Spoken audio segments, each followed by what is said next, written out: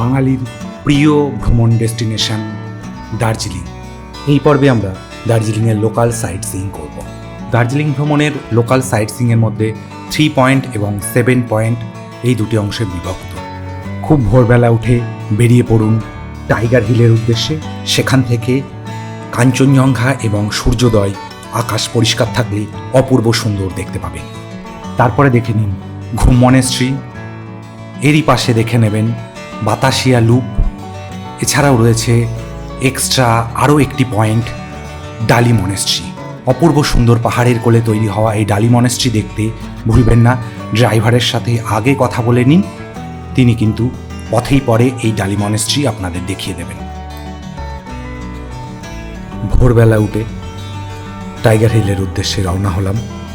ভোর 4টে আমাদের নির্ধারিত সময়ে গাড়ি চলে এলো। আগে থেকে গাড়িকে বলে রাখবেন, গাড়ি কিন্তু এখন পারমিট নেওয়ার ব্যাপার থাকে, ফলে ড্রাইভার সেইভাবে পারমিট পেলে তবেই কিন্তু আপনাদের নিয়ে যেতে পারবে। সেঞ্চাল ওয়াইল্ড লাইফ স্যাংচুয়ারির ভেতর দিয়ে গাড়ি ছুটে চলল টাইগার হিলের দিকে। এটা কিন্তু আইসোলেটেড একটা হিল নয়, এটা স্যাংচুয়ারিরই একটা পার্ট। যত আর্লি মর্নিংয়ে বেরোবেন তত কিন্তু গাড়ি পার্কিং হবে আরও উপরে গিয়ে, ফলে দেরি করে বেরোলে পার্কিং অনেক নিচে হবে, অনেকটা হেঁটে যেতে হবে। এই দেখুন অন্ধকার রয়েছে, সেই সময় আমরা পৌঁছালাম টাইগার হিলের উপরে।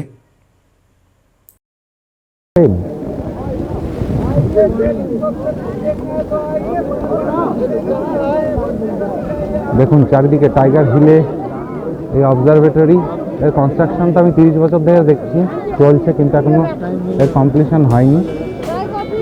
আর এইদিকে আপনাদের দেখতে পাবেন কাঞ্চনজঙ্ঘা।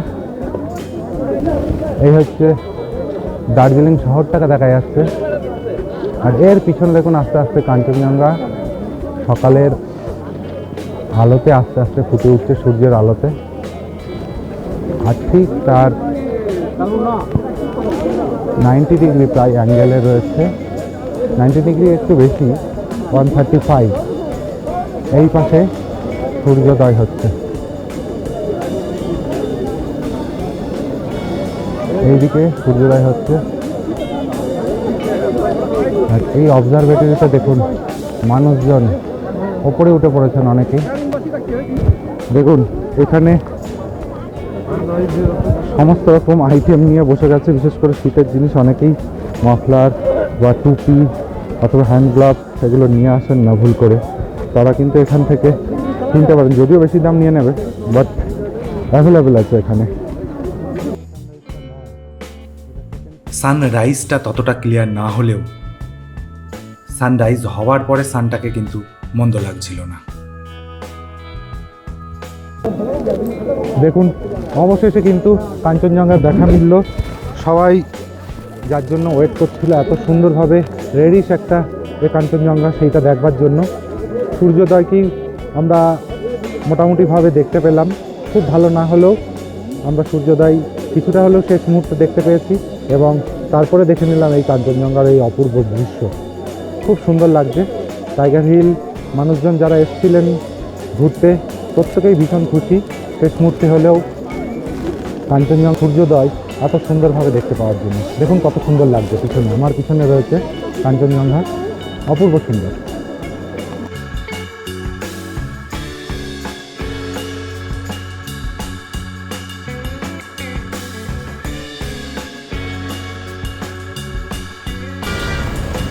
প্রচুর গাড়ি জমায়েত এবং রীতিমতো জ্যাম লেগে যায় এখানে নামবার সময়, সেই জন্য ড্রাইভাররা কিন্তু বারবার দ্রুত নেমে আসার কথা বলে। একটু নিচে নেমে আসলেই সেঞ্চেল পার্ক রয়েছে, এখানে আপনারা কাঞ্চনজঙ্ঘাকে খুব সুন্দরভাবে দেখতে পাবেন।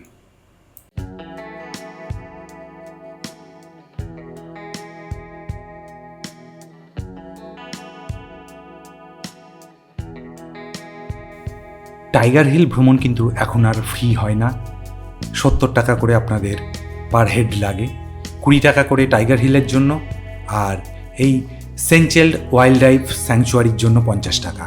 টোটাল কিন্তু 70 টাকা করে পার হেড আপনাদের খরচ হবে এই টাইগার হিল ভ্রমণের জন্য।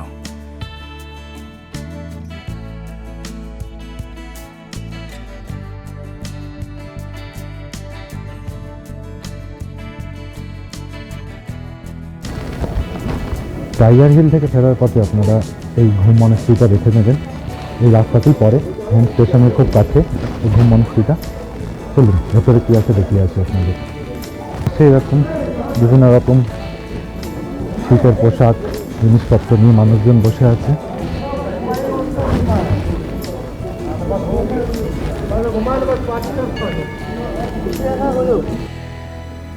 ভিতরেই চোখে পড়ে বিশাল আকার এক বৌদ্ধ মূর্তি।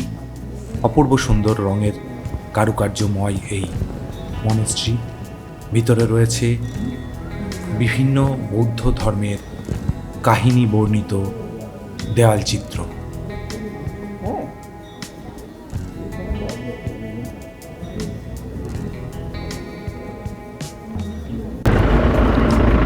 টাইগার হিল থেকে ফেরার পথে আপনারা আরও একটি জনপ্রিয় ট্যুরিস্ট ডেস্টিনেশন দেখে নিতে পারেন, সেটা হচ্ছে ডালি মনেস্ট্রি।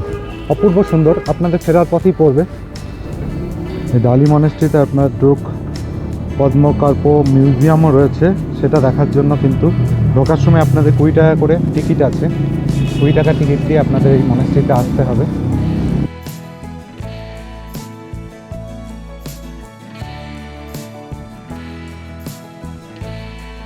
দার্জিলিংয়ে আপনারা অনেকেই 3 পয়েন্টস করেন, টাইগার হিল থেকে ঘুম মনেস্ট্রি এবং বাতাসিয়া লুপ দেখে ফিরে যান, কিন্তু অবশ্যই সময় করে আপনারা তারই পাশে অবস্থিত ডালি মনেস্ট্রি, ফেরবার পথেই পড়বে দার্জিলিং শহরে, এই ডালি মনেস্ট্রিটা অবশ্যই দেখে যাবেন।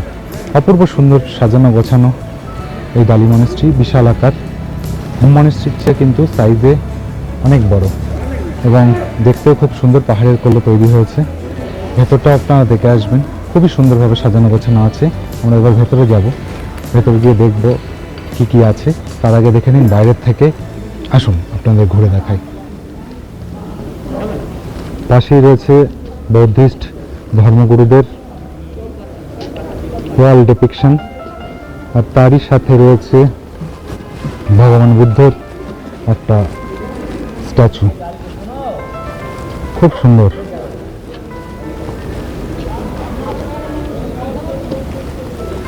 বহু পর্যটক কিন্তু এখন আসেন এই ডালি মনেস্ট্রি দেখবার জন্য। মনেস্ট্রিগুলোতে খুব সুন্দর এক শান্তির পরিবেশ সবসময় বিরাজ করে। এই জন্যে আমার কিন্তু মনেস্ট্রি ঘুরতে বেশ ভালো লাগে। এত শান্তি আর কোনো ধর্মীয় স্থানে আমি পাই না।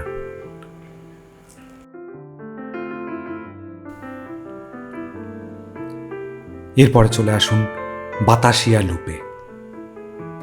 এখানের এন্ট্রি ফি 20 টাকা করে, সকাল 6টা থেকে বিকেল 5টা পর্যন্ত খোলা থাকে।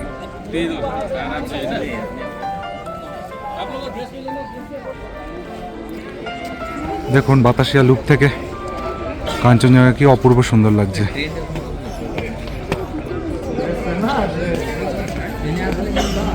আমি চলে এসেছি দার্জিলিংয়ের অন্যতম আরেকটি দর্শনীয় স্থান, সেই বাতাসিয়া লুপে। দেখুন আজ রৌদ্র ঝলমলে সকাল, কি অপূর্ব সুন্দর লাগছে পিছনে এই কাঞ্চনজঙ্ঘাকে। তার আগে রয়েছে গোর্খা ওয়ার মেমোরিয়ালের যে মার্টার আছে তাদের স্মৃতিফলক, এখানে মেমোরিয়াল রয়েছে, সেটার পিছনেই দেখুন রয়েছে কাঞ্চনজঙ্ঘা। আসুন আপনাদের দেখাই। দেখুন সকালে কাঞ্চনজঙ্ঘার কি অপূর্ব সুন্দর দৃশ্য এখান থেকে বাতাসিয়া লুপ থেকে আপনারা দেখতে পাচ্ছেন। গোর্খা ওয়ার মেমোরিয়াল, এখানে এন্ট্রি নেই, একটা মেমোরিয়াল বানানো আছে এখানে, আর চারিদিকে রয়েছে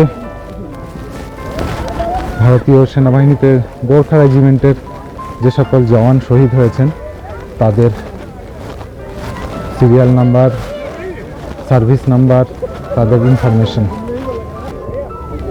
দেখুন বাতাসিয়া লুপ থেকে দার্জিলিং শহরটাকে কত সুন্দর লাগছে, অপূর্ব সুন্দর। সকালবেলা বহু মানুষ এখানে দূরবীন দিয়ে দার্জিলিং শহরকে দেখানোর জন্য দূরবীন সেট করে রয়েছেন। আর ওই দূরে কাঞ্চনজঙ্ঘা মেঘে অনেকটাই ঢেকে যাচ্ছে আস্তে আস্তে।